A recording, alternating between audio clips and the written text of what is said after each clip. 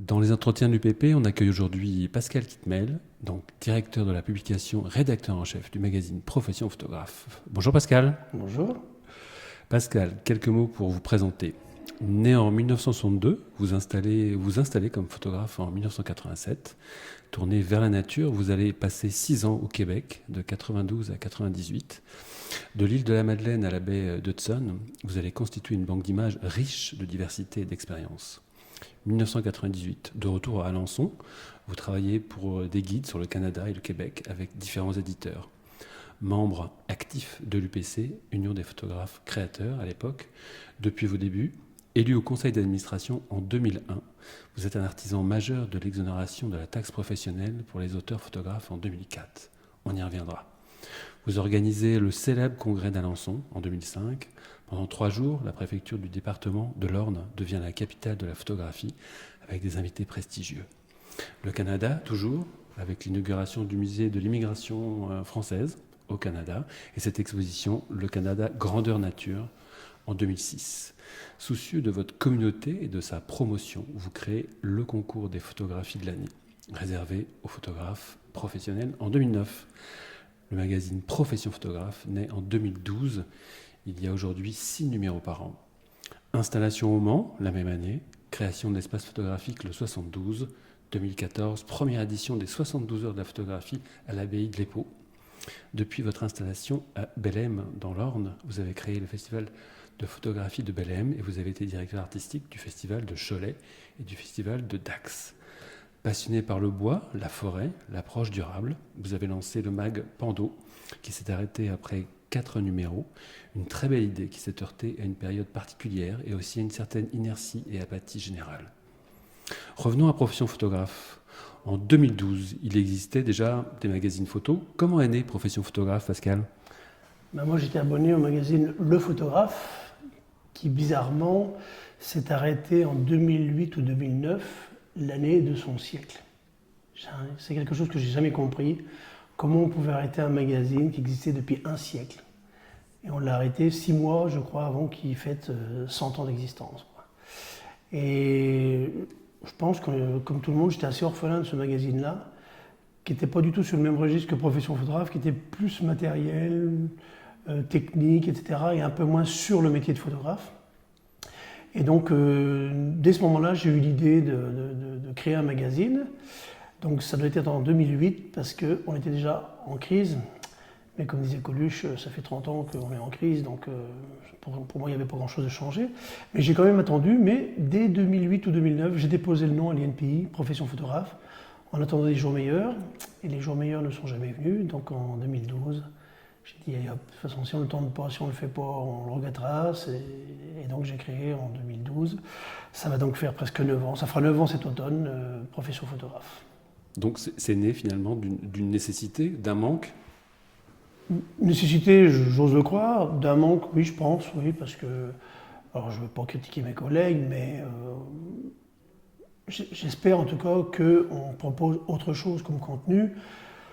On est assez peu de magazines dans la photo où on va parler de retraite, de droit, de comptabilité, tout ce que les photographes n'aiment pas, bien sûr, parce que c'est pas... Quand on est photographe, on pense qu'il y a une chose, c'est faire des photos, la plupart du temps.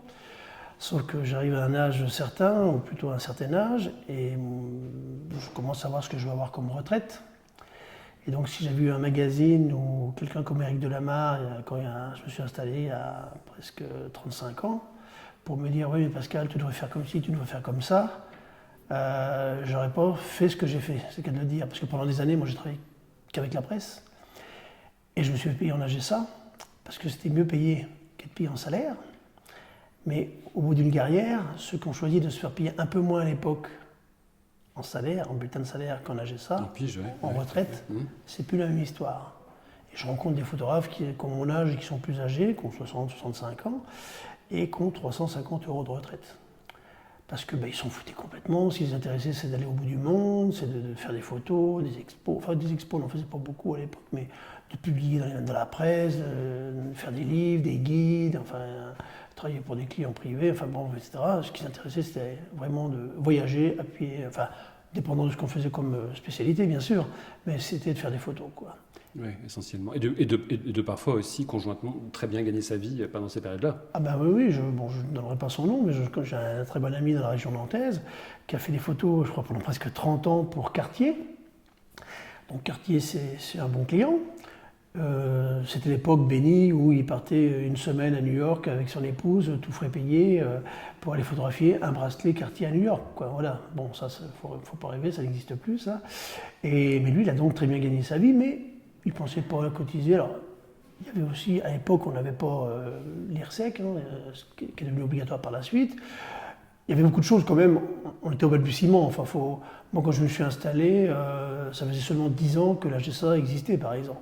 Et on était encore un peu au balbutiement de tout ça. Bon, par la suite, il y a eu du meilleur pour les photographes auteurs, mais au début, c'était quand même, on naviguait, mais c'était, tout le monde gagnait bien sa vie, donc tout le monde s'en fichait un petit peu, et donc, bon, ouais, mais 60 ans, je ne sais pas comment y arriver. Oui, mais quand on y arrive et quand on reçoit tous les 2 ou 3 ans notre bilan pour la retraite, et qu'on dit, ah oui, mais ça ne fera pas beaucoup quand même, quoi. Donc on essaye dans le magazine d'apporter des outils depuis le début, pour les photographes professionnels, ce que je dis aussi bien dans tout ce qui est fiscal, social, juridique, comptabilité, parce qu'on considère toujours que les photographes professionnels savent se servir de leur matériel. Donc on est moins sur le matériel ou alors différemment. C'est-à-dire qu'on préfère on a une rubrique qui s'appelle le retour d'expérience, on préfère que ce soit des photographes sur le terrain, qui nous font soit un retour ils ont un nouveau boîtier qu'ils ont essayé pendant 6 mois, et comme ça on n'est pas tenu du tout par rapport à la marque. On fait ce qu'on veut, le gars il a acheté son boîtier, ou son optique, peu importe, ou un nouveau logiciel, etc. Et puis aussi comment il photographie des natureboards, comment il photographie des modèles, etc. On essaye de faire différent, parce que ce qui a déjà été fait, c'est pas tellement intéressant. Et puis les autres le font très très bien. Oui, il y a d'autres magazines qui sont plutôt en effet des catalogues de tests avec. Mais voilà, c'est très bien. L'important c'est d'être complémentaire. C'est ça. Moi je suis pour le pluralisme, donc moi j'ai aucun problème avec ça, bien au contraire. Et puis je sais pas faire. Parce que moi déjà en tant que photographe, je n'étais pas trop fan de matériel. Je pouvais avoir le même boîtier pendant 10 ou 15 ans. D'ailleurs, j'ai eu un boîtier qui m'a fait 20 ans. Il a fallu qu'il me lâche pour que je passe au numérique, sinon... puis les autres le font très bien. Donc on ne va pas aller sur un marché qui est déjà très compliqué, la presse. Donc, Bien sûr. Et justement, vous cumulez plusieurs postes dans ce magazine. Comment s'organise un peu la création du mag? Alors, c'est un bimestriel, tous les 2 mois. Le chemin de fer, comment ça se passe? Alors en fait, moi j'aime bien dire, évidemment c'est pompeux de dire directeur, mais de toute façon légalement il en faut un, de toute façon. Quand je l'ai créé, j'avais un journaliste qui était rédacteur en chef. Bon, il se trouve qu'on a pris des terrains différents, que de temps en temps, de toute façon, il nous fait encore quelques articles, donc on n'est pas du tout fâchés, mais on a pris des terrains différents et familiaux, puis j'ai quitté Le Mans, enfin bon, etc.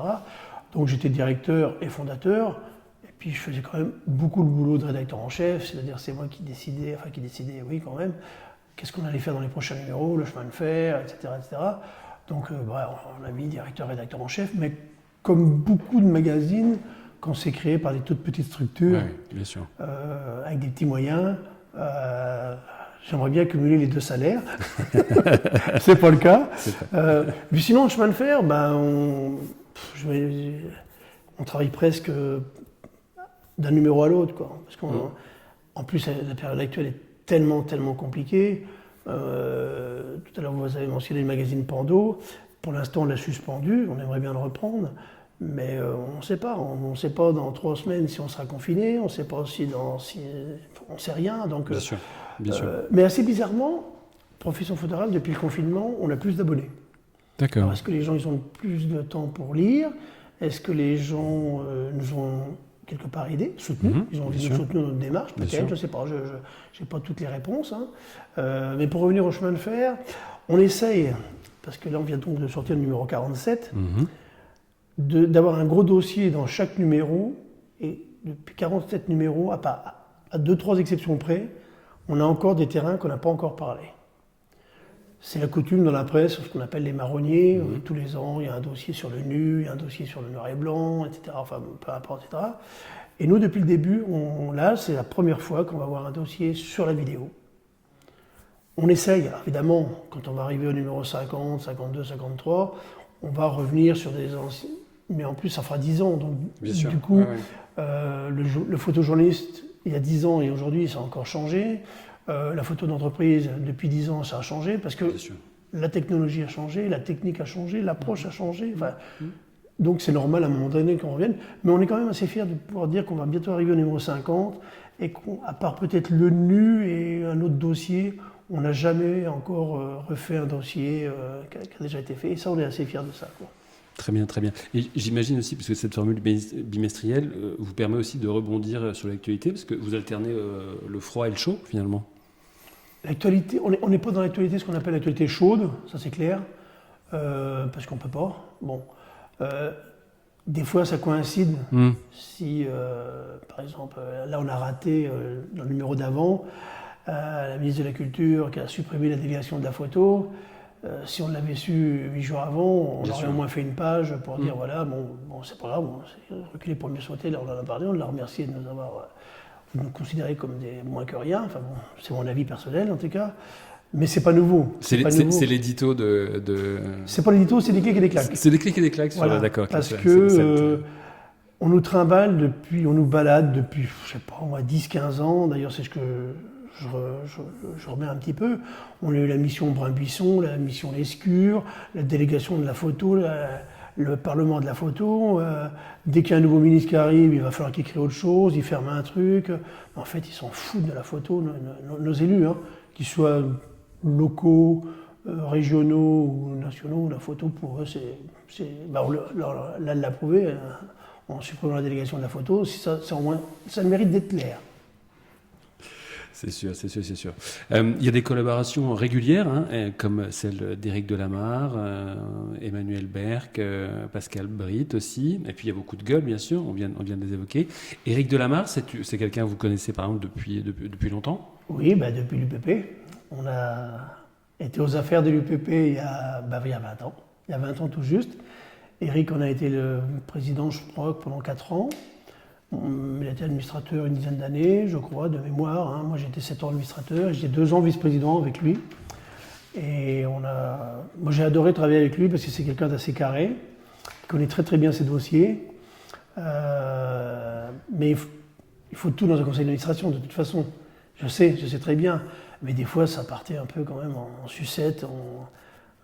Normalement, un conseil d'administration, je dis bien normalement, hein, mais on est tous des créateurs ou des créatifs, donc du coup, on aime bien débattre. Bien sûr, c'est très français.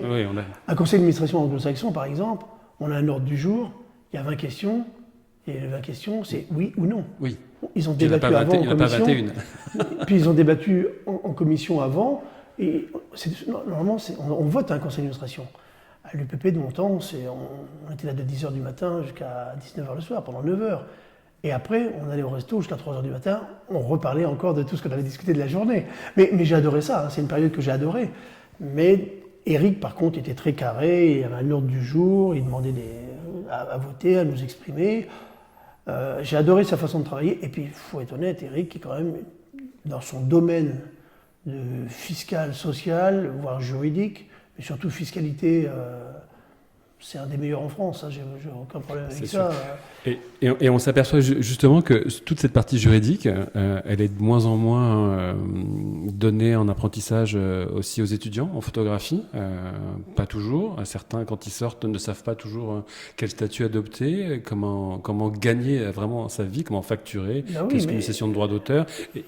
Et justement, Profession Photographe a tout ça aussi, pose ces questions. On essaye. Mais on discute avec les jeunes, quelque part, ça ne les intéresse pas.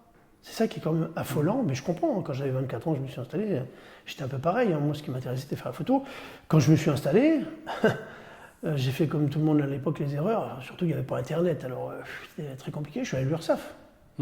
L'URSSAF était très content de me recevoir. Déjà parce qu'ils commençaient par me prendre 4 000 francs d'entrée, sans avoir gagné 1 euro, 4 000 francs. Donc ils étaient très contents de m'avoir. Ils m'ont dit si vous êtes photographe, artisan et tout. Et puis après, je leur ai dit non, je fais des photos pour la presse, pour l'édition, je suis en agence. je ne suis pas un artisan, je suis pas ce qu'on appelle un photographe social, je Oui, travaille pas avec le public. Oui, voilà. ça, ou je n'ai pas de boutique aussi. Je n'ai pas de boutique, à l'époque on avait des boutiques, mais je dis j'ai pas de boutique et je ne travaille pas avec le grand public. Ouais. La photographie sociale, ce sont des photographes qui travaillent avec le grand public, et donc mariage, portrait, enfin peu importe. Moi je ne travaillais qu'avec des entreprises. Et à l'époque, personne ne pouvait répondre, quoi. Même personne. Puis un jour, j'ai dû voir, je sais plus, il y avait un magazine qui s'appelait, alors je ne sais jamais si c'est Photo Reporter ou Reporter Photo, je crois que c'est Photo Reporter. C'était Photo Reporter, oui. Et puis je vois un petit truc, UPC, Organisation Professionnelle de la Photo. C'était en 86, donc j'y suis allé, c'était 12 rue Chabanais. Je m'en souviens très bien, il fallait monter un escalier. Alors je vois toujours la scène, quand on voit maintenant les lieux de l'UPP, c'est assez comique. Il y avait une jeune femme qui était là à mi-temps ou à un tiers de temps, je me souviens plus, qui s'appelait Elisabeth, et qui avait dans une petite boîte en carton, une boîte à chaussures, les cartes des adhérents. Et elle me dit là pourquoi? Elle me dit voilà, je viens de m'installer comme photographe et je voudrais voir si je peux adhérer. Et donc j'ai toujours ma carte de 1986 de l'UPC à l'époque, parce que l'UPC avait 1 an. D'accord, quand je me suis installé. Ouais, c'est 1900, ouais, ça. 85, je crois qu'il y a eu la première fusion vraiment. Oui, tout à fait, tout à fait. Revenons au magazine. Dans le dernier numéro 47, qu'est-ce que vous avez qu'est-ce que vous on le montrera sur nos écrans là, tout à alors on est assez content parce qu'on a donc un gros dossier d'une quinzaine de pages sur la vidéo, parce que de plus en plus de photographes font de la vidéo avec de la photo, ou voire même davantage vers la vidéo. Avec les drones, il y a de la vidéo, on peut faire les deux bien sûr, mais il y a beaucoup de vidéos. Donc, et puis Pascal Brites, c'est quand même notre spécialiste matériel, elle est vraiment très très pointue dans son domaine. C'est une vraie tendance, de toute manière. Ouais, ça, voilà, on va voir. Évident. Puis il n'y a pas de magazine non plus. Avant il y avait Vidéo Mag, ou non, ça ne s'appelait pas Vidéo, Caméra Vidéo, je ne sais plus, il y avait, en même temps que le photographe, il y avait dans le même groupe, il y avait un autre magazine de vidéo qui a été aussi fermé.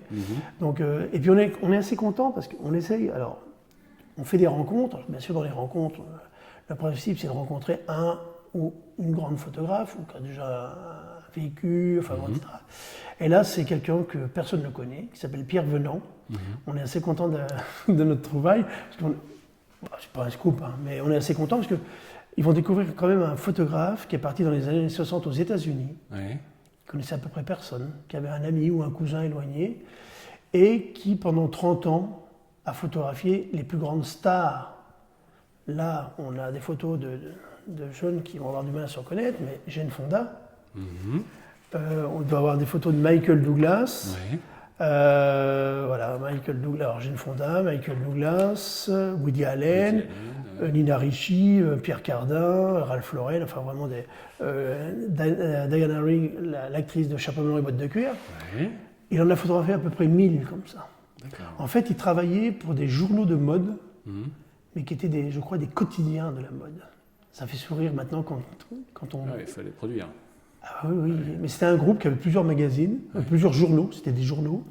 Et donc lui, sa spécialité, c'était de photographier les gens, les stars, dans leur... le plus naturellement possible. Mais c'est eux qui faisaient la mode finalement. Ils ne posaient pas. Il les prenait, là Michael Douglas qui est assis par terre dans le gazon, Woody Allen qui est... Mais c'est eux qui faisaient la mode en fait.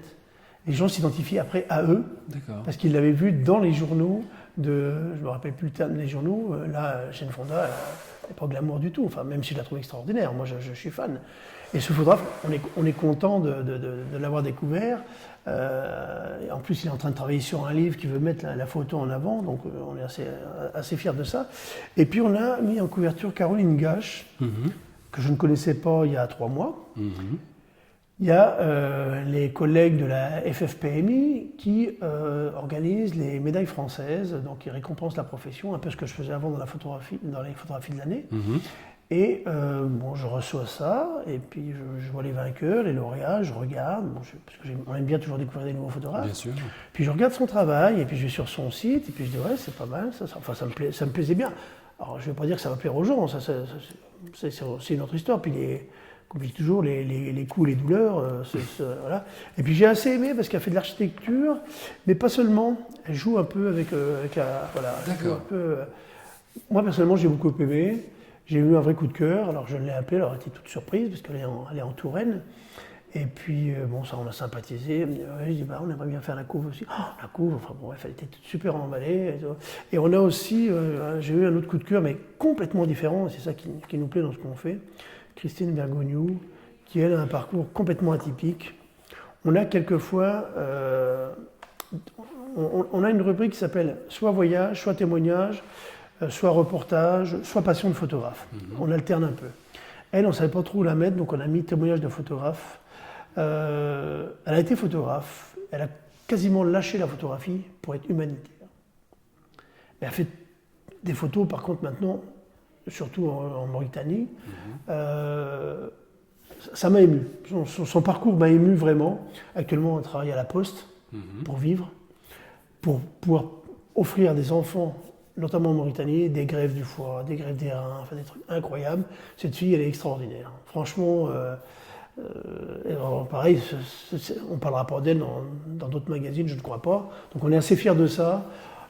Contrairement à ce que des fois on remarque, notamment quand on voit ensemble de la photo, on me dit « Ah oui, mais vous êtes un magazine parisien, il y en a que pour les Parisiens. » Ah, je dis « Vous ne devez pas être abonné, parce que déjà la rédaction, elle est à Belém, 1500 habitants, dans le Perche, donc parisien, je ne crois pas. » Ah bon, ah bon, ah bon. Mais je dis, vous savez, chasseur d'images, c'est fait assigner 600 habitants.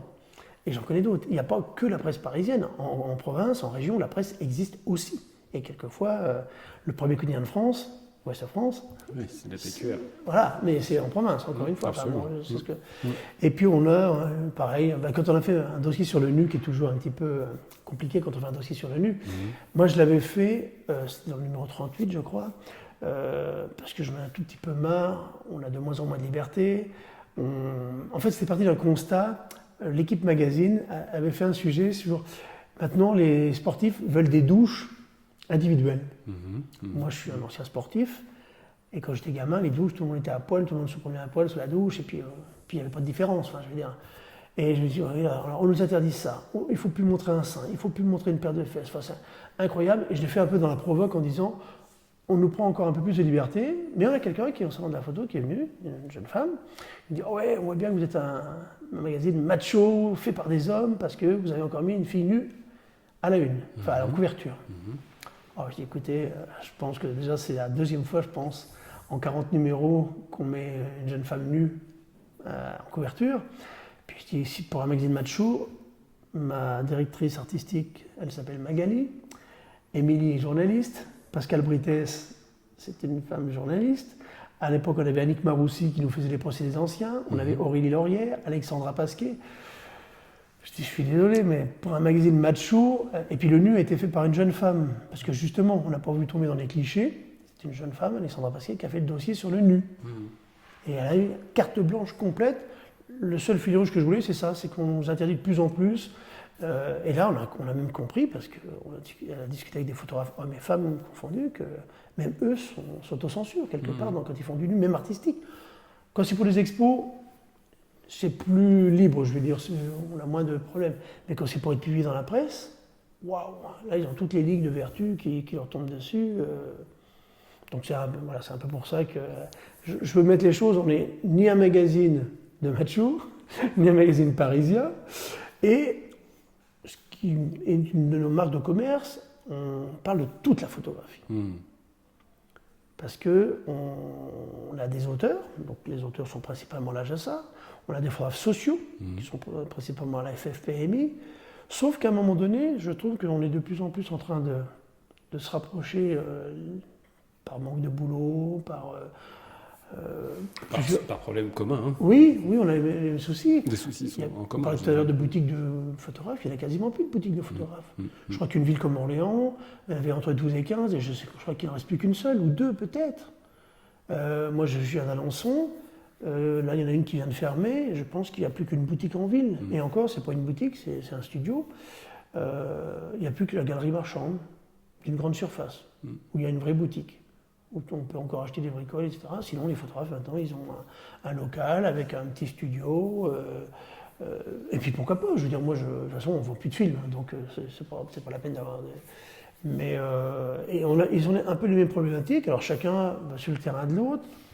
Alors, je vais dire quelque chose qui ne plaît pas à tout le monde dans la profession, mais c'est pas grave. Moi, j'aurais aimé qu'il n'y ait qu'un seul statut.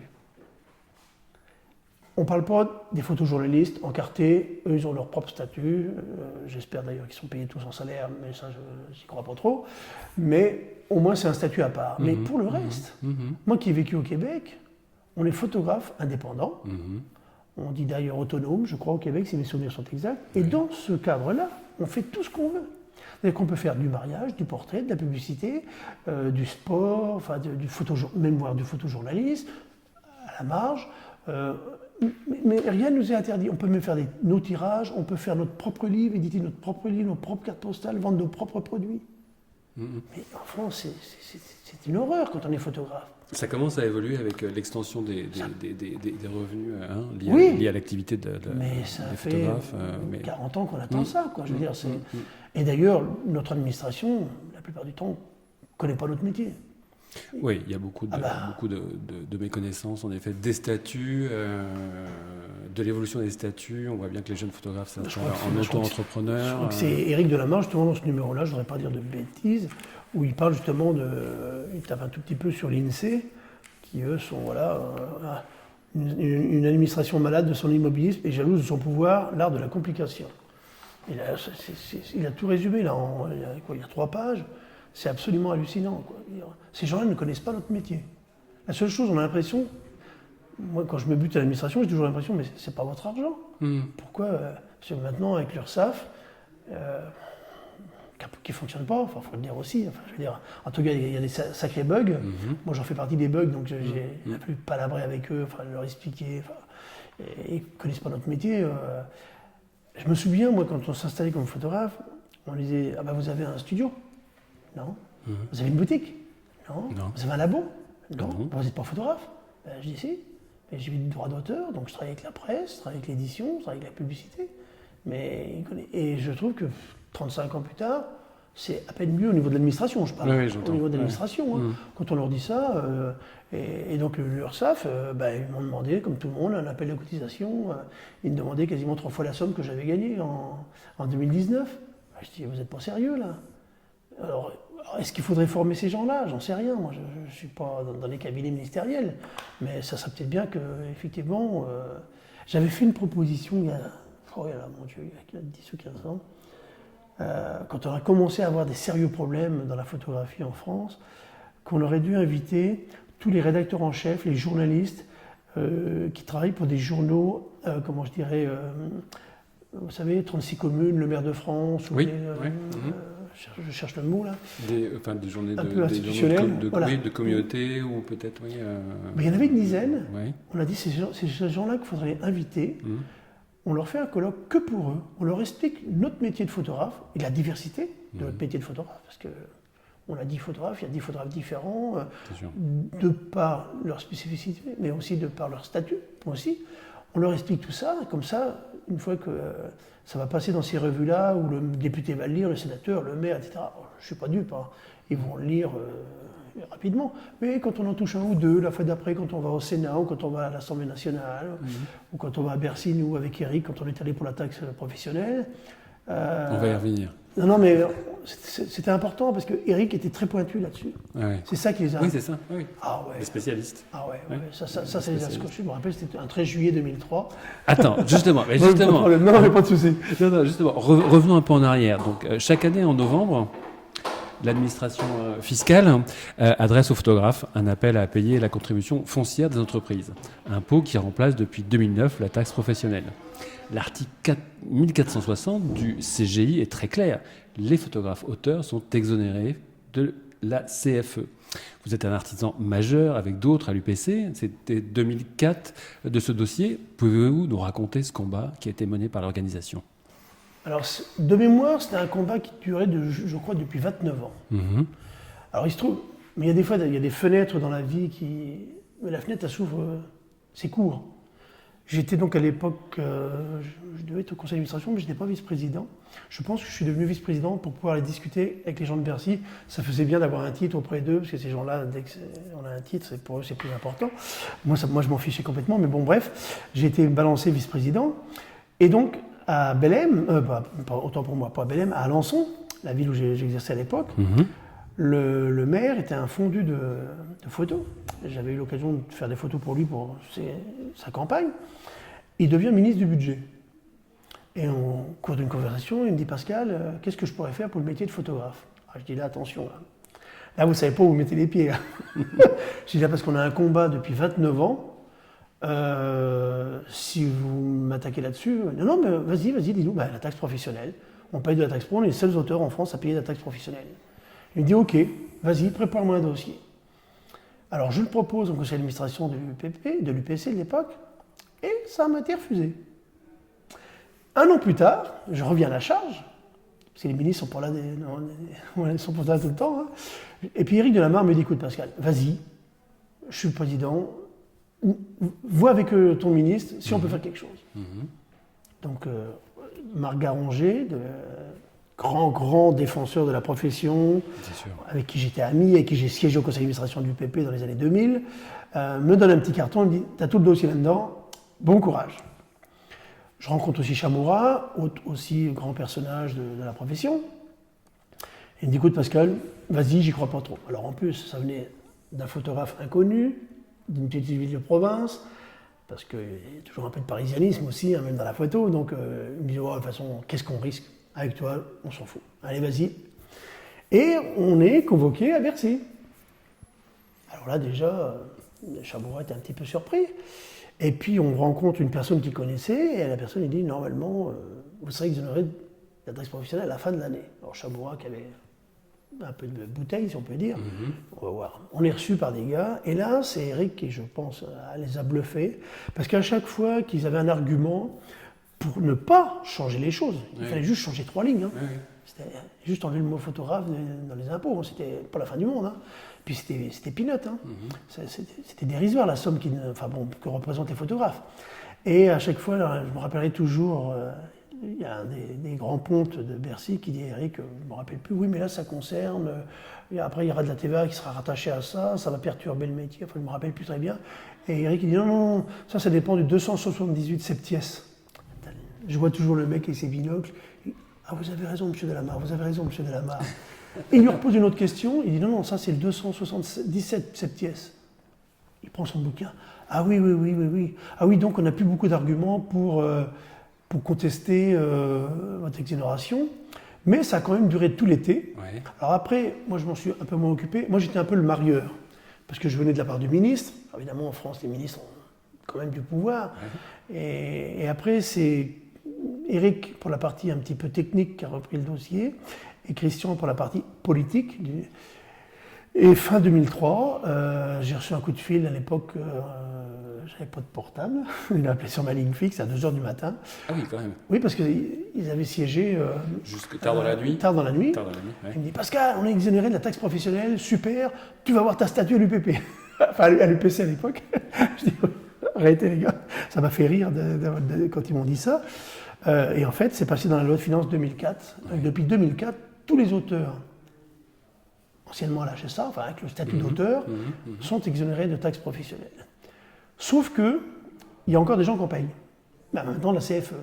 Parce qu'ils ne sont pas soit à l'UPP, soit dans une autre organisation professionnelle, donc ils ne savent pas. Moi, c'est ce que je leur dis, mais si vous adhériez à une organisation professionnelle, peu importe laquelle, je m'en fiche, vous auriez toutes ces infos-là. Bien sûr. Là, ça fait quand même, depuis 2004, ça fait 17 ans que vous continuez à payer la taxe professionnelle. Bien sûr, et puis, je peux vous garantir, maintenant, vous allez contester, mais ils ne vont pas vous rembourser. Hein. Vous avez payé. Hein. Parce que dans le temps, quand on ne payait pas, ils pouvaient revenir 3 ans en arrière, plus l'année en cours. Mais là tu as payé. Hein. C'est perdu ce que tu viens de payer depuis 17 ans. Alors, j'ai toujours du mal à comprendre les gens qui ne sont pas obligés de s'impliquer. Mais ils peuvent au moins adhérer pour être au courant de ce qui se passe. Alors je dis toujours, ils peuvent adhérer, je prêchais pour ma paroisse, ils peuvent être abonnés à des magazines comme le nôtre. Enfin, le métier de photographe est quand même un métier d'indépendant. Et je trouve des fois que c'est un peu dommage, c'est chacun pour soi, dans son coin. C'est dommage pour l'ensemble de la profession. J'ai encore des gens qui ne sont pas, par exemple, à la CEF. Ou à une autre organisation, enfin une autre société d'auteurs. Moi, je suis à la CEF depuis 1999, depuis la première année. J'ai le numéro 45 de la CEF, donc tout de suite, je ne me suis même pas posé la question. Je ne savais pas du tout qu'un jour, ils nous verseraient des sous. Mais maintenant, ils en versent. Et puis, c'est pas neutre. Enfin, Bien moi, sûr, je bien suis sûr. moi, sans un photographe, mais je touche quand même un très bon virement en fin d'année. Quoi. Je veux Ouais, dire, bien sûr. ça met du beurre dans les épinards. Et Ah, puis, sur les droits collectifs, non, c'est bah un oui, bien important. bah oui. Puis ils sont là aussi pour défendre la profession maintenant. Et puis notre part du gâteau, elle est toute petite parce qu'on est tout petit. Mais le jour où on aura 15 000 photographes qui sont dans les sociétés d'auteurs, on pèsera plus lourd, quoi. Mais bon, ça, c'est un discours que j'ai depuis 20 ans. Moi, je suis un militant, donc depuis presque toujours. Donc, mais bon, c'est comme ça, quoi. Bon, on va essayer de ramener les clochers ensemble alors. Je crois que c'est notre mission. Pascal, merci infiniment pour cet entretien. Merci à Profession vous. photographe, numéro 47, à ceux qui sont abonnés. Et puis, il y a aussi, évidemment, vous êtes partenaire de l'UPP. Donc, il y a un prix spécial pour Tout à les fait. adhérentes et les adhérents. Tout est à retrouver sur le site. Merci beaucoup, Pascal. À très vite. Merci à vous.